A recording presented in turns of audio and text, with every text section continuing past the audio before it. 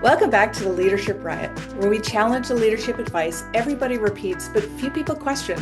In our last episode, titled Courage Isn't Comfortable, we talked about the kind of courage that leaders need to have at work, not the run into a burning building courage like, firefighters have. Well, and we need them to keep doing that. Totally. We love firefighters, just not inside organizations. Today's episode is about the people who are constantly swooping in to save the day, and we're calling them from now on Chaos Junkies. And somehow, so many companies have convinced themselves that that's what great leadership looks like. Right? Like somewhere along the way, organizations started confusing crisis management with leadership. You know, the person, midnight emails, saves the day, pulls an all-nighter, and everybody cheers and applauds. Yeah, and meanwhile, the leader who made sure that a crisis never happened, invisible. And that's exactly backwards. So, welcome to today's riot. So let's talk about the real issue. So organizations often mistake crisis response for leadership. The people who solve the highly visible problems get recognized, while the leaders who quietly prevent those problems rarely do. So how did we get here? I think it's because prevention is invisible. So no one notices the meeting that didn't happen because expectations were clear. No one notices the customer that didn't escalate because the implementation was solid. No one notices that the deal that didn't slip is because the forecast was accurate. I also think that organizations reward these saviors because there's usually noise and visibility around those issues. Precisely. So we notice pain, we notice drama, we notice that last minute save, but what's not noticed is the leader who built a system where there was nothing to rescue. Yeah. And that's where I think organizations get it wrong. Visibility then becomes tied to heroics instead of leadership. And you become valuable because you solve spectacular problems, not because you quietly eliminated them. I think that's really dangerous because that's where culture starts sending the wrong message. People begin to believe that, if they're not constantly dealing with chaos, they're not adding any value, which means chaos becomes a performance metric. How crazy is that? What really worries me is if everything's urgent, then nothing is. You get kind of numb to it. And if everyone is exhausted from constant chaos, then how do you manage when it's a real crisis? Well, I think you don't, because everything feels like a five-alarm emergency, even when it isn't. If you think about your organization's, I don't know, last talent review, you're probably talking about the same people. You hear things like, oh, they saved the quarter, or they worked all weekend to fix the problem, or they rescued that project or implementation. When was the last person someone said, let's recognize Susan? She redesigned a process 6 months ago. And because of her, no crises have happened. Honestly, I think that's quite rare because prevention is quiet and quiet doesn't get headlines in an organization. And so you really have to think about that as you're building a great organization. Exactly. I think no one celebrates the problems that never happened. No one gives a standing ovation because payroll ran smoothly. Imagine, right? Celebrating payroll, or customers renewed without any drama, or the forecast was accurate because somebody did the hard work up front. The recognition usually comes from things that go sideways and someone steps in to save the day. Yeah.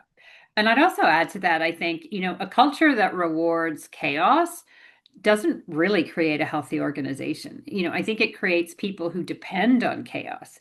When being the person who saves the day becomes your identity. And then what happens when there's no crisis for you to solve? Who are you then? And how do you think about yourself? And that's the uncomfortable question. What if you're not just solving the problem?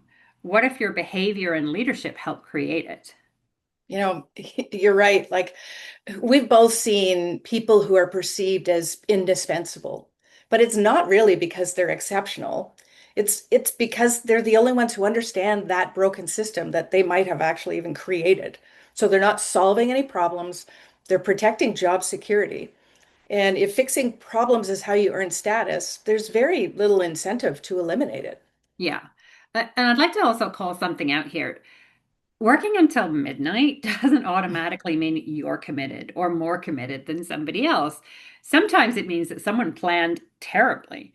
It can mean that you're over your head or you're disorganized. We have kind of romanticized exhaustion. And some organizations praise people for answering emails at 2 a.m. and they celebrate the weekends that are lost. And it's called hustle. Sometimes I think that's just preventable operational failure. Thank you for saying that out loud. I think we've both been in those situations where we've, been managing people around that. And I believe there's a huge difference between effort and effectiveness. The best leaders don't create adrenaline. They create predictability. And predictability allows people time to think, to plan, to innovate, and to improve. Chaos doesn't create excellence at all. And in fact, it creates the complete opposite. So there's no planning, there's no innovation, there's no improvements, and there's no thought. Yeah. And since we're on a roll, some of the best leaders that I've ever worked with are almost kind of boring. That's a bold statement. I mean, we've worked together before, so it's interesting. And that might really be confusing to people. So tell me more. Yeah. So boring has a negative connotation, but I think boring is underrated. What does it mean? It's, projects that hit their deadlines, customers that are happy, people know what's expected of them, a team that's not constantly escalating issues. There's nothing dramatic that's happening. People don't say, "Oh, it's exhausting working in this team or working for this person." Their calmness and their consistency is really welcomed, and it creates an environment for people to flourish, creates an environment for innovation as well. Honestly, I love boring. That's a kind of a weird statement, but I'll take predictability over panic any day. I can't handle the panic. I mean, I can manage it sometimes, but if there's no drama and no exhaustion, that's usually a sign that leadership is really working well. Exactly. But everyone notices the hero running into a crisis or, running into the chaos. But nobody, notices, certainly not first, the leader who built the environment where heroics are not needed in the first place. And honestly, that's the person that I promote ahead of the other individual every single time. Yeah, so they are chaos junkies, not heroes. So we're going to not call them heroes. Thrive on chaos, create dependency, and are constantly rescuing problems that they often create. Whether or not they realize it, the attention and the recognition and the praise is addictive to them. Oh, 100%. And the greatest compliment a leader can receive isn't, wow, that was an incredible recovery. It's, we never had to recover. Because to me, the best leaders don't just know how to handle fires. They build teams, they build systems, they build cultures where fires happen far less. To me, that's real leadership. And I think, before we go any further, let's be clear about something. We're not saying that every crisis can be preventable because sometimes shit happens. Yeah. Markets shift, customers change direction, systems fail, and people make mistakes. I think that's a really good call out, because what we're talking about is the chaos that's predictable. It's the chaos that is a pattern. And patterns aren't solved over time with heroics. They're solved with leadership. I think this is a good time for us to jump into a riot question. So the question, who gets rewarded in your workplace? The people preventing problems or the ones constantly putting out fires? Yeah, I think it's a good follow-up. And if your top performers kind of disappeared tomorrow, would your systems keep working? Or would everything collapse because you built your business around the heroes instead of around the boring leadership? Right.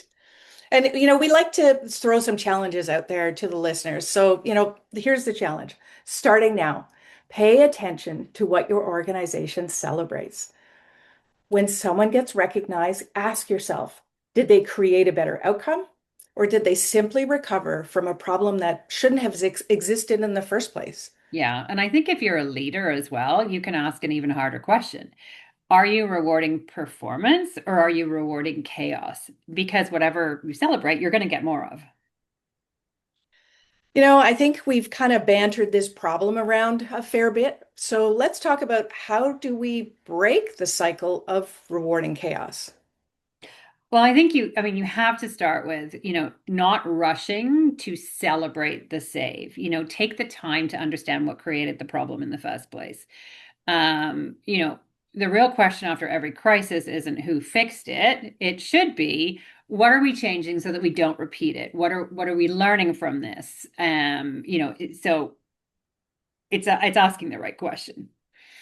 So if I can sort of summarize a little bit more, so you want to focus on, the root cause before recognition. Yeah, absolutely. If your first instinct is to hand someone a trophy instead of fixing the process, I think you're guaranteeing another crisis. And secondly, think about rewarding prevention. So, who identified that risk early? Who improved a process around it? Who made the customer experience smoother? Those are really good leadership moments as well. Absolutely. And I'm going to add build systems, not superheroes. As an operations person, I mean, systems and processes are my thing. So if only one person knows how something works, congratulations, you haven't found another rock star. You've created a single point of failure. So focus on cross-training people, document processes, create redundancy. Those are all really good things. Make yourself replaceable. Ironically, that's what makes you indispensable as a leader. Yeah, and within that, look at what you're measuring.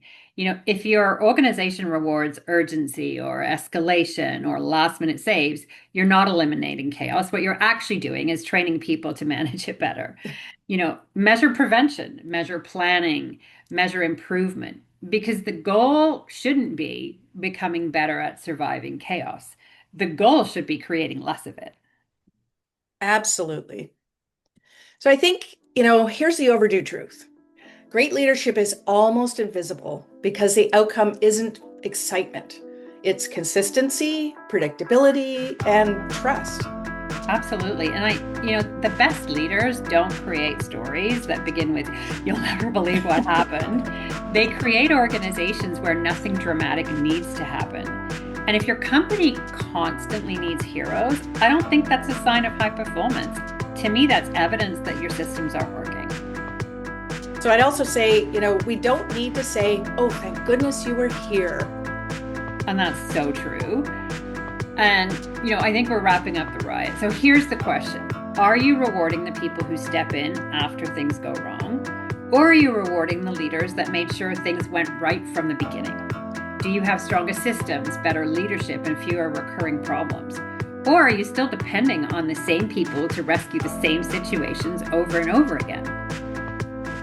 Those are all really great, thought-provoking questions. I think keep challenging the comfortable, keep questioning the obvious, and remember the goal of leadership isn't to become the person everyone depends on when things fall apart.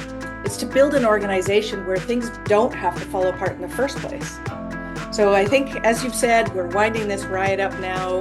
I think we've covered this topic quite well, and so let's see you at the next riot.